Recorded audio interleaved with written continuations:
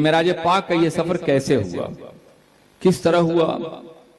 قرآن پاک کی آیت کریمہ کو آپ سب علماء کے ذریعے جانتے بھی اور سمجھ چکے ہوں گے۔ سبحان الذی اسری بعبدہ، پاک ہے وہ پروردگار عالم، بے عیب ہے وہ پروردگار عالم، منزہ ہے پروردگار عالم، جلیل الشان ہے پروردگار عالم، جس نے اپنے بندے کو سفر کرایا، اپنے بندے کو سفر کرایا مسجد حرام سے لے کے مسجد اقصی تک۔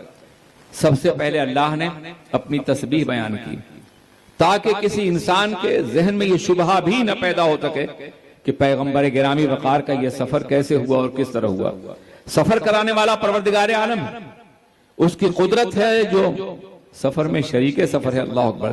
اسری بعبدہ، با کا صلہ بتا رہا ہے کہ قدرت الہی ساتھ ہے جو سفر کر رہا ہے اپنے محبوب کو۔ پاک ہے وہ پروردگار عالم جس نے سفر کرایا، وہ ہر عیب سے پاک ہے، ہر نقص سے پاک ہے، ہر کمزوری سے پاک ہے۔ آپ کا 2 سال کا 3 سال کا بچہ یہ کہے کہ میں نے پوری دنیا کا تنہا سفر کر لیا، میں نے حج پاک بھی کیا، میں نے یہ بھی کیا اور وہ بھی کیا، تو آپ کہیں گے دیوانہ ہے، چھوٹا بچہ ہے، دیوانگی کی بات کرتا ہے۔ لیکن اگر اس کا باپ جو صاحب اختیار وہ کہے کہ میں نے اپنے بچے کو پوری دنیا سفر کرایا ہے، میں نے حج بھی کرایا ہے، تو کوئی بھی انکار نہیں کرے گا۔ اگرچہ سرور کائنات صاحب اختیار تھے، وہ چاہتے تو یہ بھی اعلان کرتے میں نے سفر کیا ہے، مگر پروردگار عالم نے دنیا کی تمام انسانوں کی اور منکروں کی زبان بند کرنے کے لیے کہا ہے میں نے سفر کرایا ہے۔ اب اگر ان کے سفر پہ اعتراض کرو گے تو میری قدرت پہ اعتراض کرو گے، میرے اختیار پہ اعتراض کرو گے۔ میں قادر مطلق ہوں، میں کائنات کا خالق ہوں، میں پروردگار عالم ہوں، میں نے اپنے بندے کو سفر کرایا ہے۔ وہ خود بھی سفر کر سکتے تھے، وہ تو روزانہ سفر کرتے تھے، وہ تو ہر خواب میں سفر کرتے تھے، ہر نیند میں سفر کرتے تھے۔ وہ سو جائیں تو معراج منامی، وہ جاگیں تو خدا سے ہم کلامی۔ ان کا تو یہ عالم ابھی تو عند ربی، میں اپنی راتیں اپنے رب کی بارگاہ میں گزارا کرتا ہوں۔ ایوکم مثلی، تو میں میرے جیسا کون ہے؟ ان کی تو ہر نیند معراج تھی، ان کا تو ہر سونا معراج تھا۔ وہ تو آنکھیں بند کرتے تو معراج پاک کی سرحدوں کو طے کیا کرتے تھے، وہ زمین میں بیٹھ کے عرش کی جلوتوں کو دیکھا کرتے تھے، خدا کی بارگاہ میں حاضر رہا کرتے تھے۔ مگر اس کے باوجود جس میں ناز کے ساتھ سفر کرایا گیا تاکہ لوگ خواب نہ کہیں بلکہ یہ کہیں پیغمبر کے جسم کا مقام بلند اتنا ہے کہ وہ آسمانوں کی رفتوں کو اور خلاؤں سے پرے جا سکتے ہیں اور اپنے رب سے ملاقات کر سکتے ہیں۔ بے عبدی، سفر کا اپنے بندے کو، اور لفظ عبد استعمال کیا، رسول نہیں اور کوئی لفظ نہیں استعمال کیا پروردگار عالم نے۔ بے عبدی، اپنے بندے کو۔ عبدیت کا اطلاق جس اور روح دونوں پر ہوتا ہے، نہ تنہا روح کو عبدیت کے حوالے سے نہ تنہا جسم کو، دونوں پہ ہوتا ہے۔ بے عبدی یعنی آپ اپنے جسم کے ساتھ بھی تشریف لے گئے اور اپنے روح کے ساتھ بھی تشریف لے گئے۔ آپ بندگی کے مقام پہ تھے، بندگی کی حیثیت سے گئے اور بندگی کے مقام کو بلند کرنے کے لیے گئے۔ لیلن، رات کے ایک حصے میں مسجد حرام سے لے کے مسجد اقصی تک۔ اب یہاں سوال پیدا ہوتا ہے کہ سفر تو اور بھی ہے، اور دوسری آیات مبارکہ میں سورہ والنجم میں اس کی بھی وضاحت کر دی گئی ہے، لیکن یہاں مسجد اقصی تک کا تذکرہ کیوں کیا گیا؟ میرے عزیز ساتھیوں، ایک بچہ امتحان دے رہا ہے اور ممتحن امتحان لے رہا ہے، تو ممتحن اسی سبجیکٹ میں امتحان لے سکتا ہے جس کا وہ خود ماہر ہو۔ ایسا نہیں ہو سکتا کہ ممتحن ماورائے سبجیکٹ کو امتحان لے سکے جس کا وہ خود ماہر ہے۔ طالب علم جو پڑھا ہے اسی حد تک امتحان لے سکتا ہے وہ۔ عزیزان ملت اسلامیہ، اللہ کے علم پاک میں یہ بات تھی کہ جب میرے محبوب جائیں گے تو ان سے پوچھا جائے گا کہ آپ نے یہ سفر کرایا ہے، تو پوچھنے والے یہ نہیں کہیں گے آپ نے آسمانوں میں کیا دیکھا ہے، آپ نے لوح و قلم میں کیا دیکھا ہے، عرش و کرسی میں کیا دیکھا ہے۔ اگر وہ بتائیں بھی تو وہ ماننے کے لیے تیار نہیں، ہم نے تو نہیں دیکھا ہے، ہم تو نہیں جانتے آسمان کو، لوح و قلم کو، عرش و کرسی کو، ہاں مگر مسجد اقصی کو دیکھا ہے ہم نے۔ اگر 3 سال 3 مہینے کی راہ کو کوئی ایک شب میں طے کر سکتا ہے تو 3 کروڑ سال کی راہ کو بھی ایک شب میں طے کر سکتا ہے۔ یہ مقدمہ ہے معراج پاک کا۔ اور کافروں نے سوال کیا تھا کہ آپ مسجد اقصی کے بارے میں بتائیں کہ تو آپ نے دیکھا ہے، تو کیا دیکھا ہے آپ؟ یہ بطور دیباچہ بیان کیا گیا ہے کہ مسجد اقصی تک اس کے سفر کو اگر مان لیا تو دوسرے اسفار کو بھی یقیناً تسلیم کرنا پڑے گا اور دوسرے عروج کی منزلوں کو بھی یقیناً ماننا پڑے گا۔ اور یہی ہوا، آقائے دو جہاں معراج پاک سے تشریف لائے، اور جب آپ نے اعلان کیا تو تکذیب کرنے والوں نے تکذیب کی اور تصدیق کرنے والوں نے صدیقیت کا مقام حاصل کیا۔ مگر آپ سے یہ سوال کیا گیا کہ آپ نے مسجد اقصیٰ نہیں دیکھا ہے اور ہم نے دیکھا ہے، اس لیے بتائیے کہ اس کے مینارے کیسے ہیں، اس کا گنبد کیسا ہے، اس کی چار دیواری کیسی ہے، اس کا حوالی کیسا ہے، اس کا ایریا کیسا ہے، اور پیغمبر کے سامنے مسجد اقصیٰ اٹھا دی گئی اور آپ سب کچھ تفصیل سے بتا رہے تھے جس کا انہیں یقین کرنا پڑا۔ ایک آخری سوال تھا، ایک قافلہ تجارت کے لیے گیا ہے، ہم نے سنا ہے کہ وہ آنے والا ہے اور بہت جلد یہاں پہنچنے والا، بتائیے کہاں دیکھا ہے آپ نے اور کب پہنچے گا وہ؟ تو آپ نے فرمایا وہ پرسوں پہنچے گا، کل کے بعد، اس وقت پہنچے گا جب سورج نکل رہا ہوگا، صحابہ کرام مسجد میں نماز فجر کے بعد بیٹھے ہیں اور سورج طلوع ہونے میں تاخیر ہو رہی ہے، جس وقت نکلتا تھا نہیں نکل رہا ہے۔ صحابہ نے کہا یا رسول اللہ سورج کے نکلنے میں تاخیر کیوں ہو رہی ہے؟ تو آپ نے فرمایا کہ قافلے میں تاخیر ہو گئی ہے، اس پہ اسے رکاوٹ پیش آ گئی ہے، اور میں نے کہا تھا ایک طرف سورج نکلے گا ایک طرف سے قافلہ آئے گا۔ کافروں نے پہاڑ پہ دو آدمی بٹھا رکھے ہیں، ایک سے کہا ہے تم قافلہ دیکھو، ایک سے کہا سورج دیکھو، اگر ایک پہلے آ گیا تو ہم کہہ دیں گے پیغمبر اعظم معاذ اللہ جھوٹے ہیں، اس لیے میں نے سورج کو حکم دیا ہے کہ اس وقت نکلے جب قافلہ بھی جب۔ سبحان اللہ، سبحان اللہ۔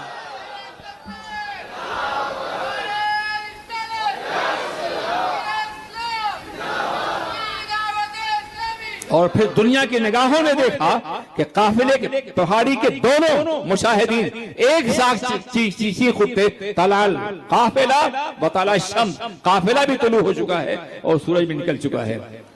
عزیزان ملت اسلامیہ، جس کی انگلیوں کے اشارے پر کائنات میں تبدیلیاں پیدا ہو سکتی ہیں، اس کے سفر پہ اعتراض کرنے والے نادان نہیں ہیں تو اور کیا ہے؟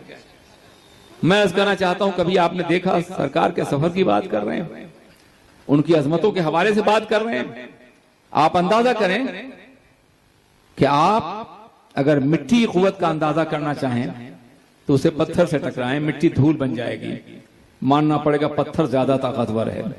پتھر کی قوت کا اندازہ کرنا چاہیں لوہے سے ٹکرائیں، پتھر چور چور ہو جائے گا، ماننا پڑے گا لوہا زیادہ طاقتور ہے۔ لوہے کی قوت کا اندازہ کرنا چاہیں آگ میں ڈالیں، آگ لوہے کو پانی بنا کے بہا دے گی، آگ زیادہ طاقتور ہے۔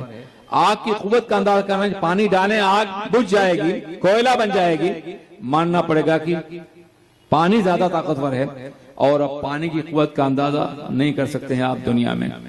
سب سے طاقتور جو ہے حیثیت رکھتی ہے، جو چیز رکھتی ہے وہ پانی ہے، اس لیے کہ وہ مرکز حیات بھی، وجعلنا من الماء کل شیء حی، ہم نے پانی سے ہر چیز کو زندگی عطا فرمائی ہے۔ آپ دیکھتے ہیں کہ پانی بہت طاقتور ہے، لیکن چاند کی شبنمی شعائیں پانی پڑتی ہیں تو ہزاروں ٹن پانی سمندر سے کنارے آ جاتا ہے، ماننا پڑے گا چاند کی شعائیں زیادہ طاقتور ہیں۔ سورج جب غضبناک نگاہیں ڈالتا ہے تو ہزاروں ٹن پانی فضا میں اچھال کے بادل بنا دیتا ہے اور بادل برستا ہوا نظر آتا ہے، ماننا پڑے گا کہ چاند پانی سے زیادہ طاقتور چاند اور سورج ہے، اور چاند اور سورج کی قوت کا اندازہ کرنا چاہیں تو نبی کے اشارے کی طرف دیکھیں، اشارہ فرما دیتے ہیں، چاند اپنا سینہ چاک کر دیتا ہے، ڈوبا ہوا سورج پلٹ آتا ہے، ماننا پڑے گا دست کرم تو دست خدا ہے، ید اللہ فوق ایدیہم وما رمیت اذ رمیت ولکن اللہ رمی، انگلیوں کا یہ عالم ہے کہ پوری کائنات میں جو طاقت ہے مصطفیٰ کے اشارے میں اس سے زیادہ طاقت ہے۔ سبحان اللہ، نعرہ تکبیر، نعرہ رسالت۔ تو جن کے انگلیوں کا یہ عالم ہے اشارے کا، بتاؤ کہ ان کی رفتار کا کیا عالم ہوگا، ان کے سفر کا کیا عالم ہوگا۔ میں عرض کرنا چاہتا ہوں کہ سفر کرایا اپنے بندے کو رات کے مسجد حرام سے مسجد اقصیٰ تک، اب اگر کوئی شخص پیغمبر اعظم کی صورت سفر کا انکار کرے گا تو قرآن پاک کی کتنی باتوں کا انکار کرے گا۔ آپ اندازہ فرمائیں، حضرت یوسف علیہ السلام کو کنویں میں ڈالنے کی کوشش کی جا رہی ہے اور گرا دیا گیا ہے، کنویں سے گرنے اور کنویں کی سطح تک پہنچنے میں کتنا وقت لگتا ہے؟ اللہ ارشاد فرماتا ہے جبریل ایک پتھر لے جاؤ اور میرے محبوب بندے کو اسے بٹھا لو۔ جناب جبریل سدرا سے پتھر لے کے آتے ہیں اور جناب یوسف زمین کنویں میں گرنے نہیں پاتے، پتھر پہ روک لیے آتے ہیں، بٹھا لیے آتے ہیں۔ جناب جبرائیل کی قوت پرواز کا یہ عالم ہے کہ لمحوں میں، سیکنڈوں میں آپ انداز کے سدرا سے زمین پہ اترتے ہیں اور کنویں میں انہیں سنبھال لیتے ہیں۔ تو جب جبریل کی صورت پرواز کا یہ عالم تو جناب سرور کائنات کا عالم کیا ہوگا؟ آپ اس کا تو انکار نہیں کر سکتے۔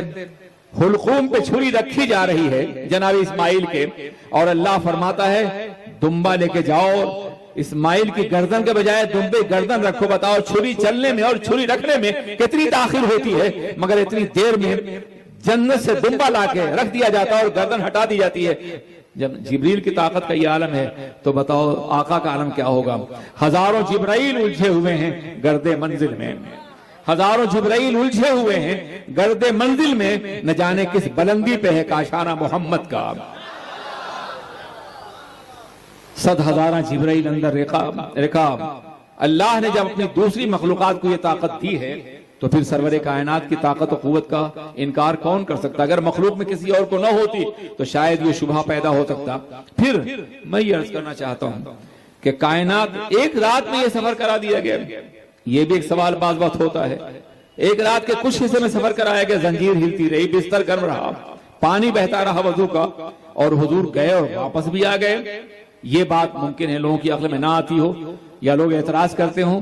मैं ये अर्ज करना चाहता हूं कि यहां भी कुरान अजीम के बहुत से वाकयात को तस्लीम करना पड़ेगा और मानना पड़ेगा। ये असहाबे कहफ हैं, ये अपनी कौम से नाराज होकर जाते हैं अपना ईमान बचाने के लिए, अपना अकीदा बचाने के लिए, एक जालिम बादशाह से बचने के लिए एक गार में पनाह लेते हैं और सो जाते हैं।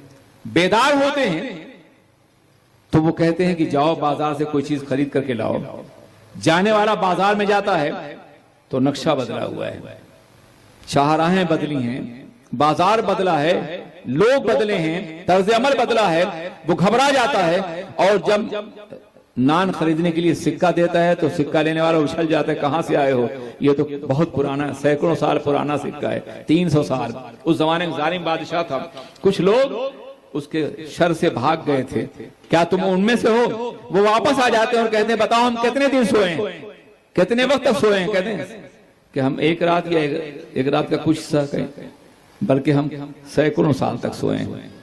आप अंदाजा फरमाएं, जरा सोचिए और गौर कीजिए कि जो जमाना पूरी दुनिया पे सैकड़ों साल में तब्दील हो सकता है, वही जमाना साहब कहफ पे एक रात बन के सामने आया है, रात का कुछ हिस्सा बन के सामने आया है। कुत्ता अभी तक मौजूद है और वो देख रहा है, निगरानी कर रहा है। जो जमाना पूरी दुनिया पे 300 साल बन के गुजरा है, असहाबे कहफ पर एक रात की हैसियत में न उनके जिस्म में तब्दीली पैदा हुई है और न उनके वजूद में तब्दीली पैदा हुई है। तो मैं अर्ज करना चाहता हूं, जो जमाना पूरी दुनिया पर एक रात बन के तय हो, एक रात का कुछ हिस्सा पैगंबर आजम के लिए वो कई सौ साल में वसी कर दिया जाए तो न तवज्जो की बात होगी और न शुबहे की बात होगी।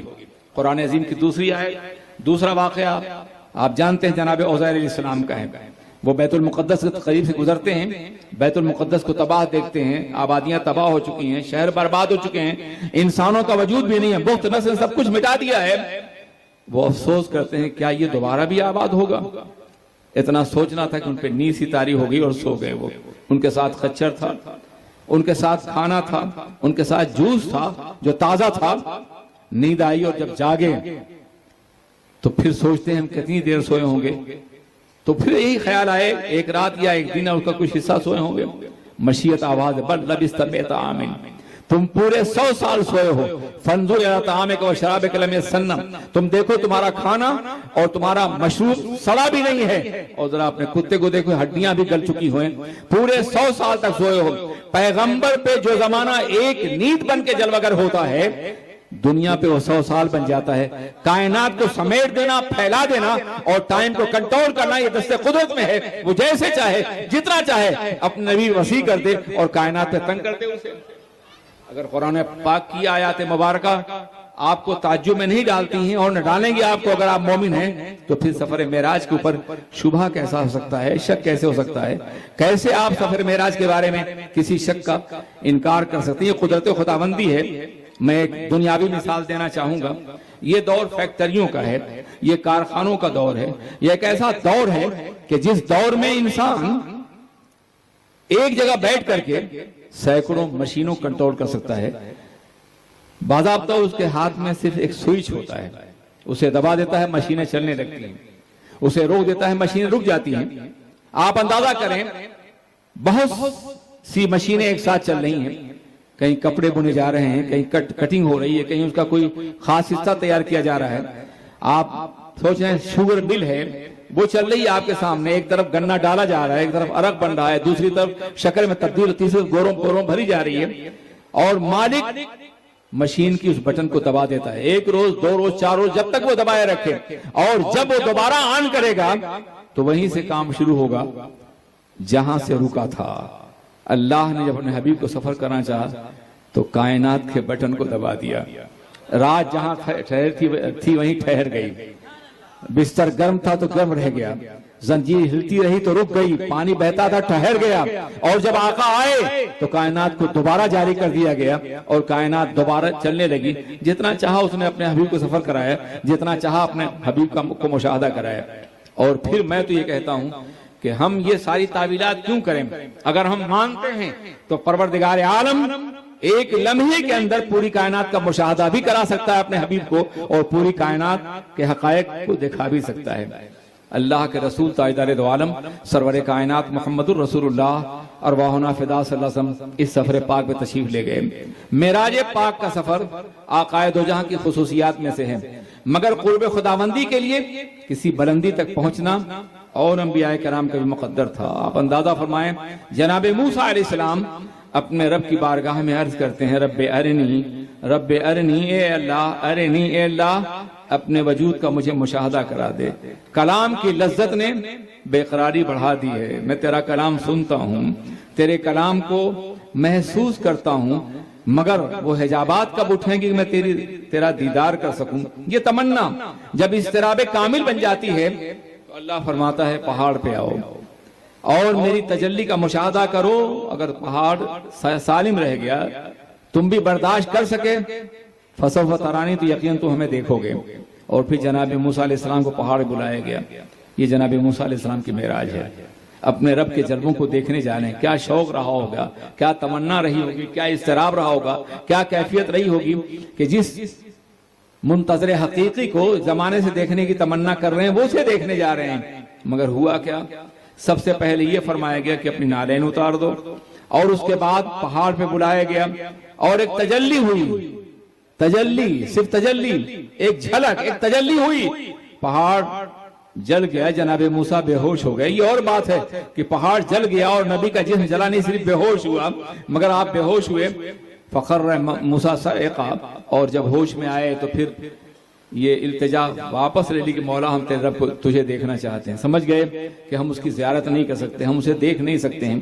عزیزان ملت اسلامیہ، آپ اندازہ کریں، یہاں جناب موسیٰ تمنا کر رہے ہیں، اے اللہ مجھے اپنے جلووں کا مشاہدہ کرا دے، تو انہیں کوہ طور بلایا جا رہا ہے، اور یہاں نبی تمنا نہیں کر رہے ہیں بلکہ پروردگار عالم خود ان کو اپنی بارگاہ بلا رہا ہے، اپنے وجود کا مشاہدہ کرانے کے لیے، اپنی ذات کا مشاہدہ کرانے کے لیے۔ جناب موسیٰ کی معراج طور پہ ہو رہی ہے اور سرور کائنات کی معراج عرش عظیم پہ ہو رہی ہے۔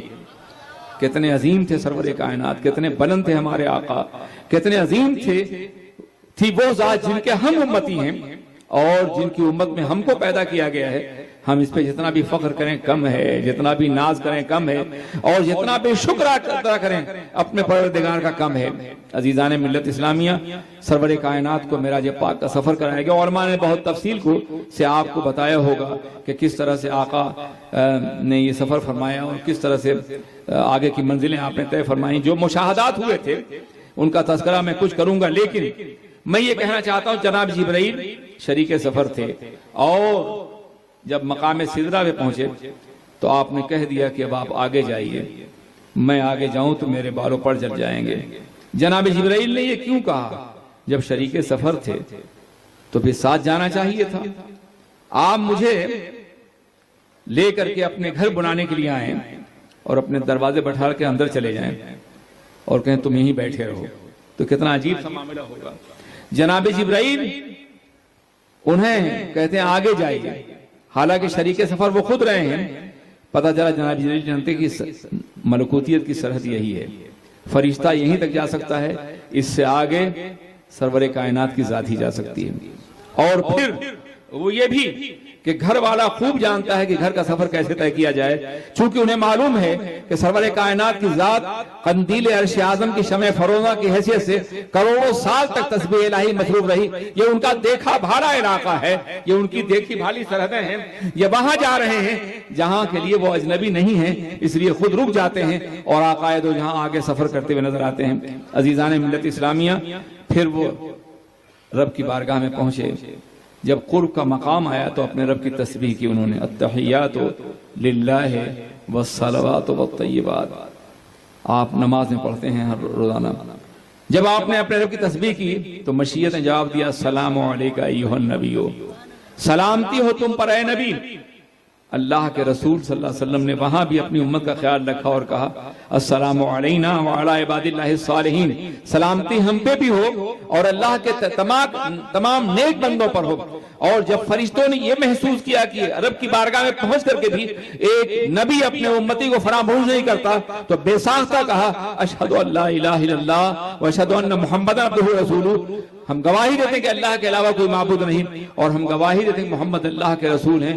نبی ہو تو ایسا ہو، شہادت ہو تو ایسی ہو، مقام قرب ہو تو ایسا ہو کہ جہاں موسیٰ اپنے وجود کو بھول جاتے ہیں وہاں نبی اپنے امتیوں کو یاد رکھتے ہیں، ان کو بھی اپنی دعاؤں میں شامل فرماتے ہیں، ان کو بھی قرب خداوندی کی لذتوں سے آشنا کرتے ہیں۔ اب آپ دیکھیے، یہ تشہد آپ روزانہ پڑھا کرتے ہیں، کبھی آپ نے یہ پڑھتے یہ سوچا کہ یہ کلام کہاں کا ہے، کس مقام کا کلام ہے؟ قرب خداوندی کی منزل کا نام ہے، اپنے رب کے جلووں کے قریب ہو رہے ہیں اور اپنے رب کی تسبیح کر رہے ہیں۔ یہ تو احسان عظیم ہے سرور کائنات کا کہ معراج کی شب میں جو تشہد انہوں نے پڑھا تھا وہ ہماری نمازوں میں شامل کر دیا ہے، تاکہ ہماری نمازیں معراج مومن بن جائیں۔ الصلاۃ معراج المومنین، نماز مسلمانوں کی معراج ہے، یہ ان کا کرم ہے۔ کتنے خوش نصیب ہیں وہ لوگ جو ہر روز پڑھتے ہیں، اور کتنے کم نصیب ہیں لوگ جو اس عظیم نعمت سے خود کو محروم کیے ہوئے ہیں۔ یہ تسبیح الہی اور تحمید پروردگار سرور کائنات محمد الرسول اللہ کا وہ عظیم تحفہ ہے، وہ عظیم عطیہ ہے، وہ عظیم انعام ہے جسے ہمارے نمازوں میں شامل کر دیا گیا ہے، ہماری عبادتوں میں شامل کر دیا گیا ہے، اور ہماری طاعتوں میں شامل کر دیا گیا ہے۔ عزیزان ملت اسلامیہ، قابل احترام بزرگوں اور دوستوں، اور اس کے بعد قرب خداوندی سے نوازے گئے، اپنے رب کے جلووں کو بے حجاب دیکھا، ہمیں یقین ہے، ہم جانتے ہیں، اور مفسرین کی ایک طویل جماعت ہے جو اللہ کے رسول علیہ السلام کے مشاہدہ الہی کی قائل بھی ہے اور یقین کرنے والی بھی ہے کہ انہوں نے اپنے رب کو دیکھا، اپنے سر کی آنکھوں سے دیکھا، اپنے رب کے جلووں کا مشاہدہ کیا، اور پھر دیکھا تو ہوا کیا؟ قرآن عظیم اس کو کنایتاً بیان فرماتا ہے، فَأَوْحَىٰ إِلَىٰ عَبْدِهِ مَا أَوْحَىٰ۔ اگر خاموش رہوں میں تو تو ہی سب کچھ ہے، جو کچھ کہا تو تیرا حسن ہو گیا محدود۔ پھر اللہ نے اپنے رب کی اپنے محبوب کی طرف وحی فرمائی جو اس نے چاہا۔ تصریح نہیں ہے، وضاحت نہیں ہے، وضاحت ہوتی تو یقینی طور پر اسے کمیتوں اور کیفیتوں کے حوالے جانا جاتا ہے۔ منزل بے کیف اور منزل بے کم میں اپنے رب نے، ان کے رب نے انہیں جتنا دیا وہ جانے، ان کا پروردگار جانے۔ کیا وحی فرمائی، کیا کلام فرمایا، کیا عطا فرمایا، کیا بخشا۔ لوگ کہتے ہیں کہ قرآن عظیم نازل ہوا سرور کائنات پر، آقا دو جہاں فرماتے ہیں قرآن عظیم میں جتنا ہے اس سے زیادہ میرے رب نے مجھے عطا فرمایا ہے۔ اور یقیناً یہ فَأَوْحَىٰ إِلَىٰ عَبْدِهِ مَا أَوْحَىٰ کی منزل ہے۔ پروردگار عالم نے محبوب سے کلام فرمایا، اور اپنے پروردگار کے محبوب نے اپنے رب کے جلووں کا مشاہدہ فرمایا، اپنے رب کے جلووں کا دیدار کیا، اور اپنے رب کے جلووں سے اپنے غلاموں کے لیے ایک عظیم تحفہ۔ میں عرض کرنا چاہتا ہوں، ذرا سوچئے، ایک گلاب میں اپنے کسی رفیق سفر کو بطور تحفہ دوں، وہ پٹکتا ہے تو دل ٹوٹ جاتا ہے، اور سرور کائنات معراج کی سب سے نماز کا تحفہ لے کر کے آئے تھے، اور دن میں 5 مرتبہ اس کی ناقدری کرتے ہیں۔ اگر قلب رسول ٹوٹ گیا تو کیا ہوگا؟ یہ معراج کا تحفہ آقا دو جہاں کا عطا کیا ہوا ہے، سرور کائنات کا بخشا ہوا ہے، اور اس ذات کا بخشا ہوا ہے جو ہماری آخری امید ہے، نہ تقویٰ پر، نہ طاعت پر، نہ زہد و اتقاء پر ہے۔ ہمارا ناز جو کچھ ہے محمد مصطفیٰ پر ہے۔ نماز اور سورہ بقرہ کی آخری آیات مبارکہ اس مقدس رات کا تحفہ ہیں۔ آج عہد کیجئے کہ آپ نماز کبھی نہیں چھوڑیں گے، اور نبی کے تحفہ دینے والا پروردگار عالم اور لانے والے سرور کائنات ہیں، ہم کیسے امتی کے ان کے تحفے کی ناقدری کر رہے ہیں؟ اللہ تبارک و تعالی ہمیں نماز کی پابندی کی توفیق عطا فرمائے، اور آج کے مقدس شب کے صدقے میں ہماری پیشانیوں کو سجدوں کا شعور اور دل کو بندگی کا احساس عطا فرمائے۔ السلام علیکم و رحمۃ اللہ وبرکاتہ۔